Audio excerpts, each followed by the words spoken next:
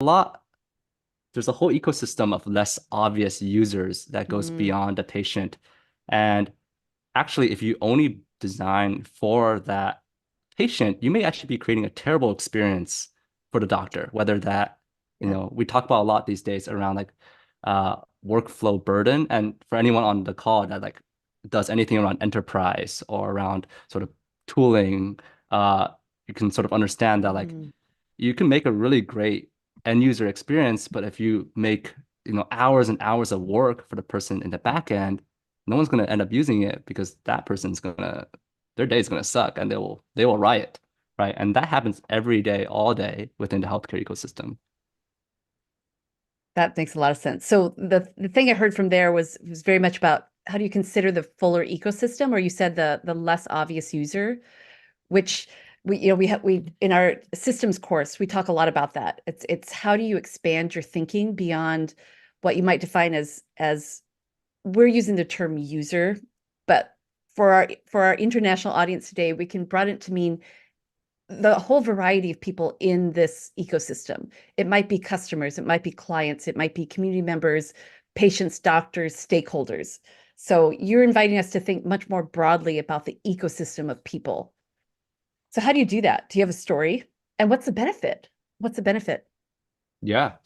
Um, Actually, maybe even before I get into the story, one thing that I like to challenge teams to do is like, actually, what if you just don't say the word user? I know it's something Mm, that we say all the time and it's like very common in our design language, but to actually truly embody that ecosystem thinking, it's like, okay, user usually implies a customer or a patient, in the case of healthcare, a patient. Can we just really get specific? What are we building for, right? And like ban that word out in the conversation. So a recent story from a project that we've been working on is we have a long-term relationship with a venture named Together Senior Health, and they sort of work in the space around neurological disease prevention and treatment. And okay. so huge within worldwide rates of dementia, Alzheimer's, Parkinson's are increasing. And we're living longer, so more and more people are being diagnosed with this, right? And so moving together, Together Student Health came together with a program that has been clinically proven to slow down the progression of a lot Wow. of cognitive impairments and sort of came to us around like, how do we productize this, right? They had a program that is reimbursable by Medicare, but they're not quite sure like where they're selling to and who they're selling to, right? Even though at the end of the day, the program is targeted towards the seniors, the people with cognitive impairment. And so we actually took a step back and sort of moving away from that singular user thinking, because that was the initial brief. How do we create this like Hmm. amazing digital health program platform for seniors? We actually took a step back. It's like, what is the end goal of Together Senior Health? Like, what's stopping them from reaching impact at scale, right? And that actually made us get to the question of ultimately what we want to figure out is how do we increase the rates of diagnoses so people know and they can care about their own brain health, right? Mm, And that's a natural ecosystem question, mm. right? And a different part of the challenge, so to speak. Again, you're reframing something. Exactly. Mm, And this was like a full mind shift for the org. mhm, And it mm. led us to a series of sprints where rather than focus on the program that they had already, took a step back. It's like for a product, what would create the highest leverage to increase diagnoses in the system, in the ecosystem of healthcare, right? And that meant that we were talking to not just the patient, but also the primary care physician, which also means talking to the payers who are the insurance companies that are like evaluating risk and maybe thinking like, how do we decrease the healthcare cost of people with, say, dementia? And so we did a series of these sprints with the various experiments. With the question is like, what can we do with this customer Mhm. or doctor or this patient, right, that would have the most dramatic increases of getting people to know that they have some brain health issue. Hmm. For example, one of the experiments that we ran was our insights from research was that there was this idea of no naked feedback. And so What if does you're that mean? I don't exactly, know what yeah, that yeah. means.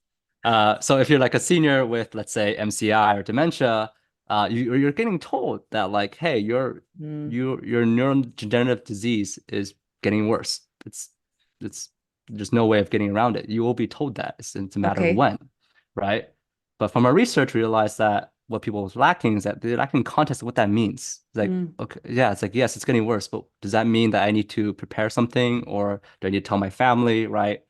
And if you think of it purely from a sort of patient-centric point of view, you might be like, oh, this is an education problem. We can like create some educational materials or hmm build education in a product. But if we took the step back and think like from an ecosystem, we want more people diagnosed so that they mm, can take action, right?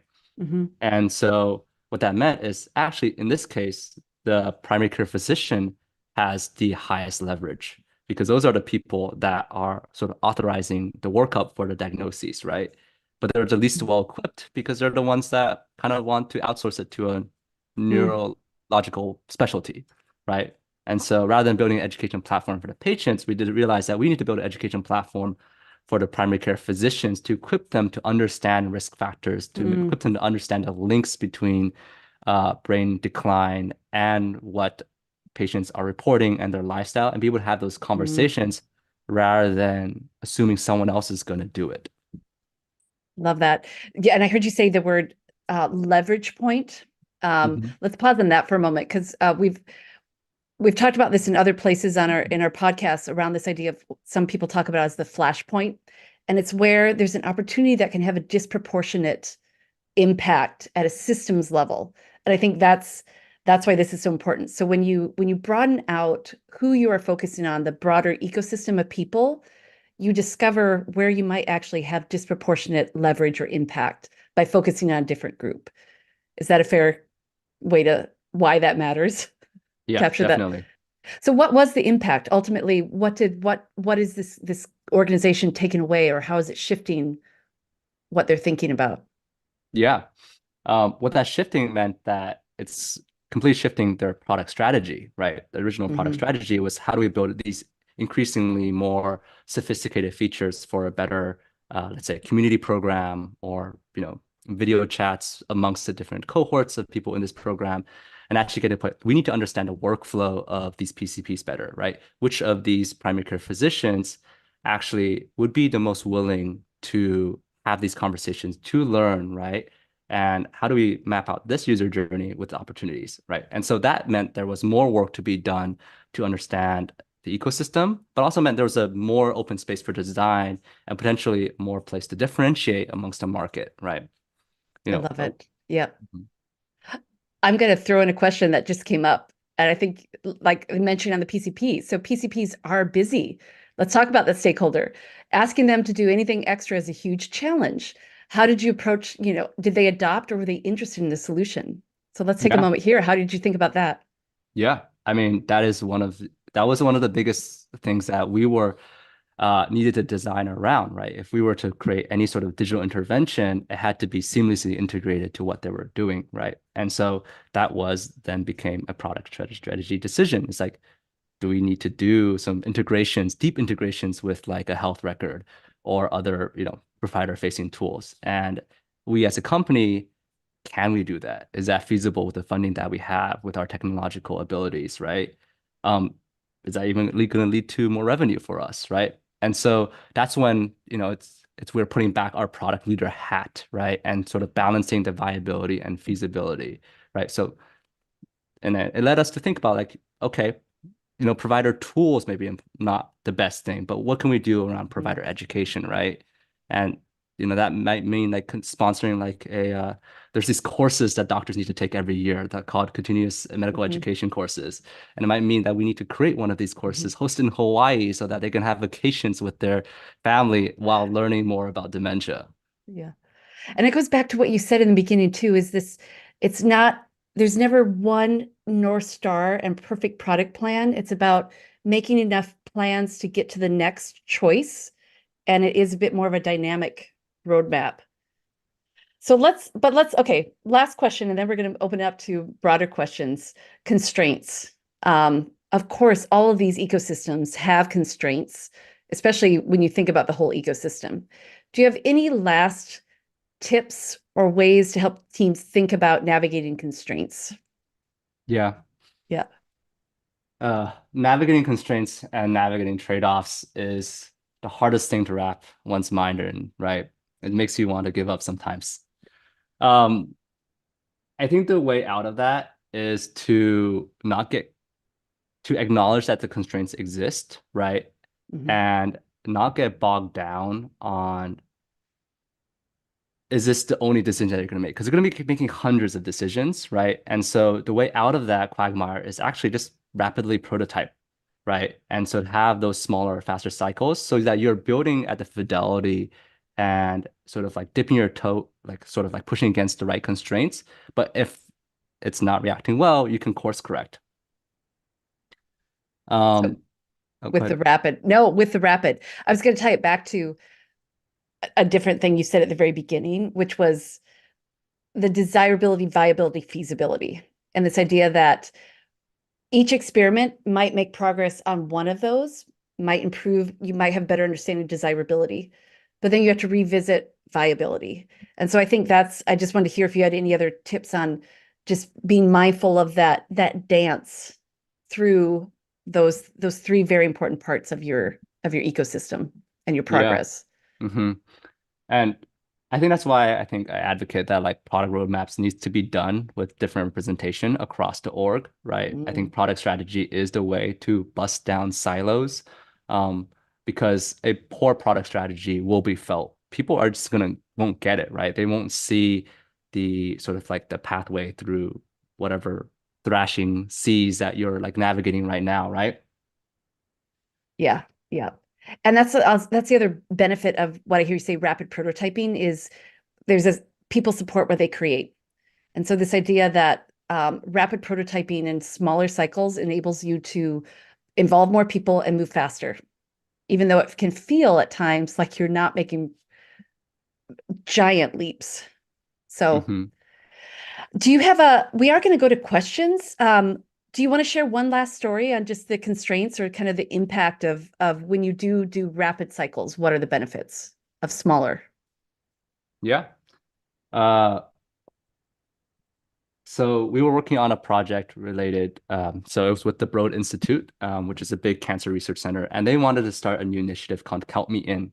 This is a public initiative, uh, but the initiative was targeted towards uh, oncology patients with terminal and rare cancers. And Okay. the premise was a lot of science is slow because for these rare cancers, there's just not enough data being collected, you know. Okay. If you're a patient living really close to, let's say, Stanford Hospital, you know, you will have your biopsy and blood and saliva collected. But if you're in a more rural community, that is not going to be contributed to science. And so Okay. they wanted to create a program where people and a product uh, where people could sign up, feel motivated, and get their biological The data. the Mhm. cancer patients, the terminal Cancer cancer patients, patients. Yeah. Okay. the terminal cancer patients, to And the get their problem with biological and the data. challenge with that is Well, if you're near the end of your life, it's the last thing you're going to be thinking about is inviting a nurse to come to your home to take a blood sample. yeah. And so the question sort of came to us, we're like, okay, how do we build this product and how do we have this product be something that these patients felt resonant with so that they wanted to join on this Cambian initiative? One of our sort of hypotheses is that, well, it's about the data. Like people don't feel any resonance because they think their data is going to go into this black box and there's nothing personal around this. And so what the team set out to do is we went on a road trip for to do data sketching. Mm, Um, we were driving around Atlanta and visiting various patients, and before every patient, we'd spend maybe an hour or two data sketching in the car with what we know about their uh, with the right consent, what we know about their cancer, the progression, their unique genetic data, and creating these data visualizations live, right? mm. Some of these were in code, And some of these were personal. It sounds and live and personal. very personal. Okay. Exactly. Yep. Um, some of these were in code. I remember just like having my laptop in my car, going from one stop to another, creating the data visualizations, but some of them were just on paper and telling data stories, reflecting on their life, right? And going to people's homes and saying like, we want to tell your story through the data that would potentially be collected from you, from your biopsy, right? From your blood. And we want to show why that connects to this wider effort of science and how, by you allowing this and contributing, you're creating, you know, these human-centered metrics, like you're creating like 6 hours of data analysis that data science will be able to do. You're allowing, this data set to expand by whatever gigabytes, or these number of citations will increase, and really showing like the direct impact of their action. But we were never sure if this would resonate. And so Mhm. hence this road trip to do data sketching, because we thought there was And something there, but the form that it would do it had to be done through rapid prototyping. got it. And so when you're using the term data sketching, just quite literally to mean drawing out pen paper, not about like robust dynamic models around data, but just visually rapidly prototyping different ways to show data in a way that was dignifying to the individual while also protecting their privacy, while also trying to understand if it was meaningful to them. So you were using that as a tool to explore that constraint with dignity and impact, is what I hear. Yeah. Yes. Hmm. Yeah. Okay. So what happened? So what was the impact? What did you learn? Uh, for the parts where they were able to see their unique personal data in context of other patients like them, was Mm, resounding, mm, resounding impact. They were like, yes, I may not want to care about contributing to science directly, but knowing that my data helped link other people like me, uh, that is something that's compelling. And so it actually became a form of altruism but not to like science as a whole, but altruism to other people that mhm, have this terminal illness, right? And so, and data sketching was really effective because it allowed us to play with different ways of ensuring data confidentiality and anonymizing that data in different ways, right? got it. If we showed, maybe just like the region you're from, or maybe the gene, does that create a more direct relationship to these people while still maintaining sort of HIPAA and PII rules? I love that story. Thank you for sharing that. So just to recap, it's what is a constraint, and especially in healthcare and a lot of regulated industries, there are so many constraints, and it can feel like, is it not even worth it to try to learn? And so what you're teaching all of us is how might you use rapid prototyping and small, scrappy moments, very intimate too, by the way, to learn, not to necessarily solve it, but to learn and see where it might go. And doing so can unlock bigger opportunities that might not be as obvious. So we are going to switch gears to questions, but I just want to recap where we've been. So again, we are talking with YC Sun on product strategy, and the big idea here is how might you think more expansively about your ecosystem of people. So whether that is the fuller range of stakeholders, users, clients, customers, also, how might you navigate and be shifting gears between the ecosystem of desirability, feasibility, viability? And the key to all of that is rapid prototyping, I think is and smaller cycles. So let's go into some questions, YC. Um, the first one comes from a few people, and it's around getting time for learning. So Julie asks, how do you keep people from shutting down the project as they explore, especially if it's unsuccessful? Realizing it's about learning, maybe not always about getting the perfect answer. Yeah. I like baking in learning moments in every product we build. I think there's this idea. So Agile does this a lot, and I think Agile sometimes is a trap, which is like you're starting really small and iterating. But it means that you are not treating the you're not giving yourself room to be sort of provocative in your learnings and be able to have stepwise jumps around the product. Mm, And so I like to think about like, yes, we're delivering on like a product feature, but what's a small experiment we can add in there, right? Even if it's not like fully fleshed out, but like, is there an indicator of that? Like if there's a user behavior, it's indicators, there's something in that that we can then blow bigger up. got it. a learning plan.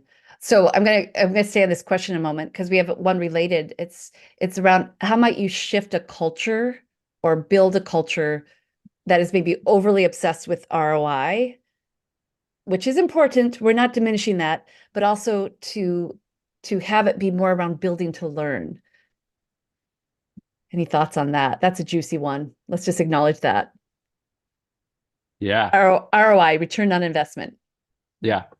I like to think that like metrics are just another like love language for trust for the leadership. And we need to like train ourselves to expand those love languages, right? And they're all just ways of storytelling. Like I think a like really juicy emotional user story can just be just as indicative as a metric at scale, right? And so to be able to uh sort of expand and get yourself more permission, I think you need to sort of again using the term marriage, like you need to like marry the two. You need to tell stories with some numbers, and you should not tell just numbers without stories. Mhm. And you need to train both like your team and leadership to think that way. Otherwise, you might just dig yourself into a hole. And it's like there's a certain tyranny when you only look at numbers. Yeah. Building on that too, what you mentioned in your story with Kuth, there are so many parts of impact that are not just uh, long tail metrics of cost, cost impact, but the emotional ones like trust. Mhm. So I think that's one of the more challenging things in any product strategy is you are often looking to make progress on some of these more nascent or subjective, but there are ways of measuring trust. And so I think expanding the aperture by which your team defines what are the valuable metrics, I think is an important way to also be building that culture. So, Yeah. I like to think about like, in these early stages where you don't have these scaled metrics, you're not doing mm, A/B testing. I like using the language of like indicators. And what mhm, are human indicators that your question is being answered in the way that that disproves or proves your hypothesis, right? And that is like, the types of actions that they're doing, what their feelings around those actions. And you could quantify that if you wanted to, right? And that could be a, key human indicator rather than a KPI. yeah, I love that indicators. We have time for one more. Let's talk about go-to-market strategies, YC. Just the process of I'm gonna go with this one. How might we approach a complex product in waves? So I think there's this myth that some teams you identify the solution, you do a couple cycles and it's start to plan the go-to-market. How might you bring more of that go-to-market and that kind of complexity of checking in and user responses earlier in the process? Yeah. When I think of doing releases in waves, I I think in terms of like what can we de-risk in the product and what assumptions, whether it's big, medium, or small, do we put Mm, earlier or later, right? When you think about building that mental health platform, Soluna with Kuth and the state of California, we knew that some of the interactions around coaching, whether it's drop-in, scheduled, synchronous, or asynchronous, had the highest amount of assumptions and risk because there was a whole clinical operations side that involved hiring lots of people, operational frameworks, and ways of working. Um, there was a whole coach experience that needed to be thought through, right? And so we knew that for our early releases, we had to bring that up mm, first, even though that was mm, something that was kind of a bit more straightforward.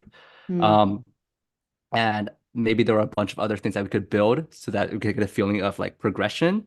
Uh, we knew we had to build that first, right? And that meant Yeah. spending that time to do those experiments first.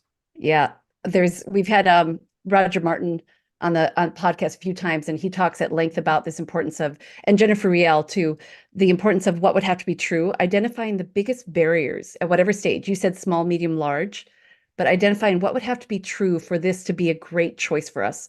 Identifying those early and starting there, and then keep asking that. So, and that's what I heard you say. It can sound counterintuitive, but sometimes the most important questions are the one sometimes the hardest ones or the most obvious ones are the ones you do have to answer first. Yeah. Yeah. Okay. We could keep going for quite a while, but YC, we are out of time. So I'm going to start to wrap us up. I do love to end the question for you. Uh, what advice would you give to yourself in an earlier stage of your career? But while you think on that, I'm just going to wrap us up. Again, thank you everyone for joining us today. We have been talking with YC Sun, Design Director at IDEO, an expert in product strategy, creative process, digital transformation, and all things related to product strategy. If you want to dive deeper into any of these topics and get tangible, we've been talking a lot about prototyping. I encourage you to check out our IDEO U course called From Ideas to Action.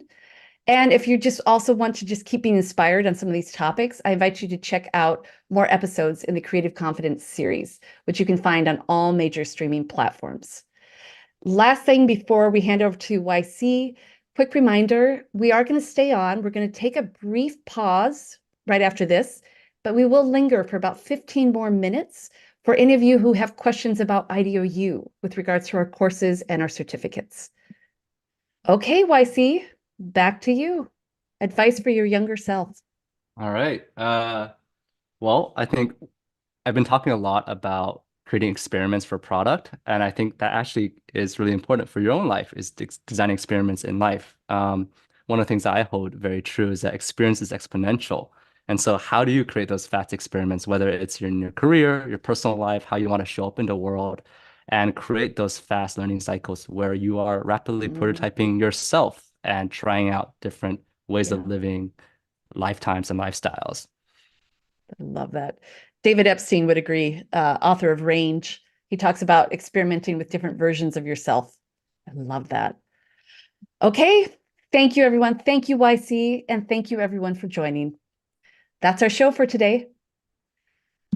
We'll take a 1-minute break before we jump back into our Q&A portion about IDOU. So feel free to leave. I won't take offense. And feel free to stay on if you have some questions. You can go ahead and start putting those in the chat. We are going to just go off screen for 1 minute and we'll be right back to answer your questions.